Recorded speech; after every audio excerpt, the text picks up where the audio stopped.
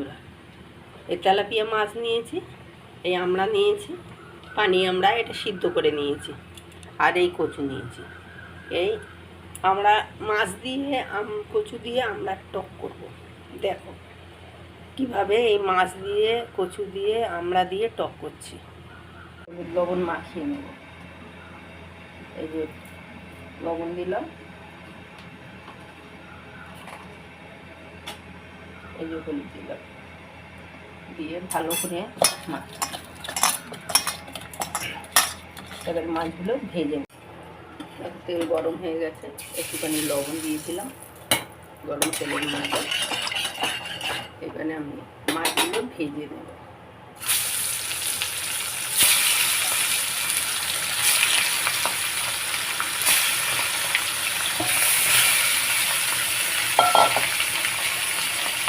মাছগুলো উল্টে পাল্টে ভালো করে ভেজে নেব। বন্ধুরা, তেলাপিয়া মাছ ভালো করে ভাজা হয়ে গেছে, ভালো করে ভাজা হয়ে গেছে। এবারে এই মাছগুলো নামিয়ে নেব।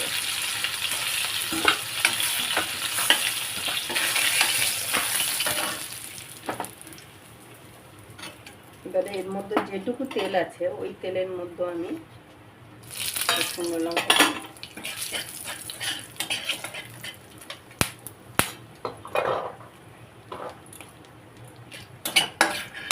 তারপরে কচুগুলো দিই।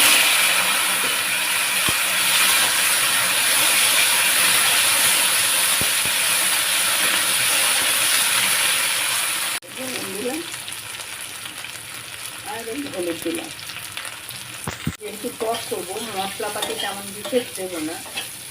এই লবণ, হলুদ আর এই শুকনো লঙ্কা দিয়েছি। কচুটা ভালো করে ভাজা হয়ে গেছে, এবারে জল দিয়ে দেবো। এই যে কচুটা সিদ্ধ হলে তারপরে টক দেব। একটু জিরে গুঁড়ো দিয়ে দিলাম।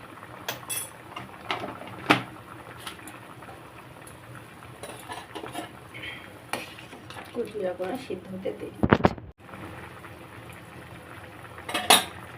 কচু সিদ্ধ হয়ে গেছে, এবারে আমরা সিদ্ধ করা আমড়াটা চটকিয়ে এতে দিয়ে দিলাম। এবারে মাছগুলো দিয়ে দিলাম। এটা এবারে ফুটলে একটু সাঁতার দেবো, 5 ফোড়ন দিয়ে তেল দেবো। এইটা কচু দিয়ে তেলাপিয়া টক এবারে ফুটে উঠেছে, এবার নামিয়ে নিয়ে আমি তেল দেব। দেখো তেল গরম হয়ে গেছে, এবারে 5 ফোড়ন দিলাম,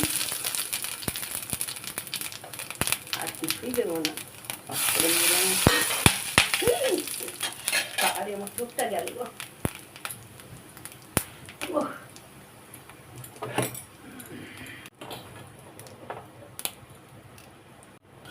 এবারে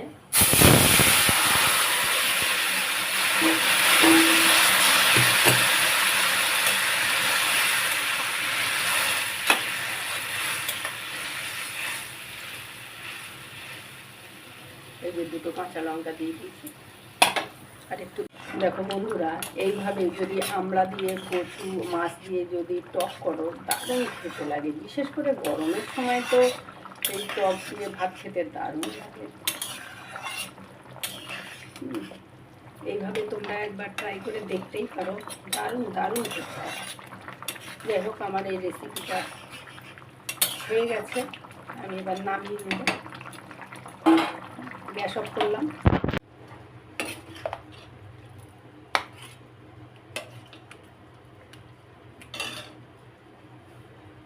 মাছ দিয়ে টক আমার পরিবেশনের জন্য রেডি হয়ে গেছে। এই রেসিপিটা পুরো ভিডিওটা দেখার জন্য ধন্যবাদ। বন্ধুদের যদি ভালো লাগে তাহলে একবার লাইক, কমেন্ট, শেয়ার করে দিও এই রেসিপিটা।